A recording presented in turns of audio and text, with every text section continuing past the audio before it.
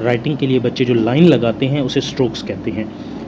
तो इस कॉन्सेप्ट को आप पहले समझ लें कि स्ट्रोक्स होते क्या हैं। तो ये राइटिंग की जो लाइनें होती हैं उन्हें हम स्ट्रोक्स कहते हैं। तो बेसिकली ये 3 से 4 किस्म की होती हैं। एक हम कहते हैं बिल्कुल एक खड़ी लाइनें जिसे हम कहते हैं, एक वो इस तरह की लाइनें ये होती हैं, ठीक है जी। एक जो है वो एंगल में होती हैं, ठीक है, ये लाइनें हैं।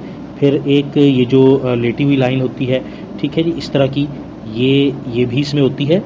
अच्छा, इसके अलावा कुछ कर्व्स होते हैं हमारे पास, जैसे ये एन वाला है, या फिर हमारे पास ये यू है, या यू या उल्टा एन जो भी कह लें आप इसे, ठीक है जी।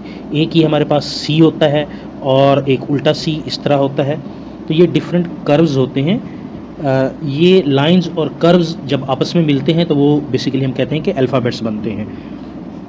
तो अब फ़र्ज़ करें कि हमारे पास लाइंस हैं, हम कहते हैं कि हमारे पास 3 लाइंस हैं, ये 2 और 3, ठीक है जी। ये आपके पास 3 लाइंस जो हैं ये बन गई, ठीक है जी, ए बन गया।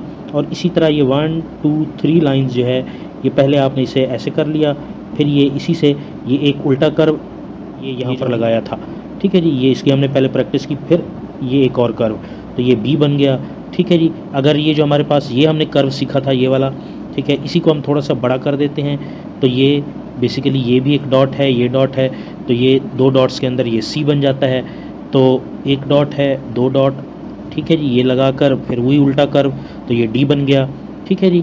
1 डॉट, 2 डॉट, 3 डॉट, ठीक है। ये लाइन, ये जिसे हमने जो ये कहा था कि लेटी हुई लाइन है, ये हमारे पास ये ई बन गया।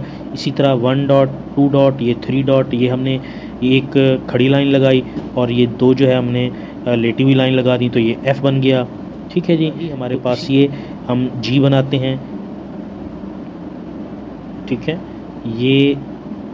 ये पहले सी वाला इसमें कर्व होता है, ये फिर एक आधी खड़ी लाइन है, और इसे आप यहाँ कर लें या ऐसे कर लें, ठीक हो गया जी।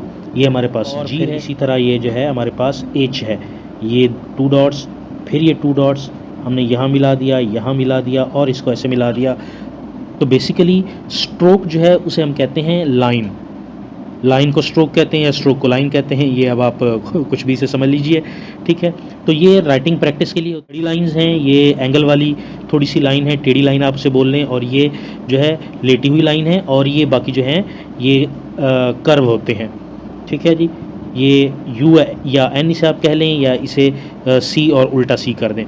तो ए बी सी जो है आपकी 90% जो है, या 99% तकरीबन जो है वो सारी इसी के ऊपर, ये 3 तरह की लाइनें और ये 2 तरह के ये जो कर्व्स होते हैं इसी के ऊपर बेस कर रही होती है। अगर आप बच्चों को पहले इसकी प्रैक्टिस करवा देते हैं तो सारी ABC लिखना उनके लिए बड़ी आसान हो जाती है।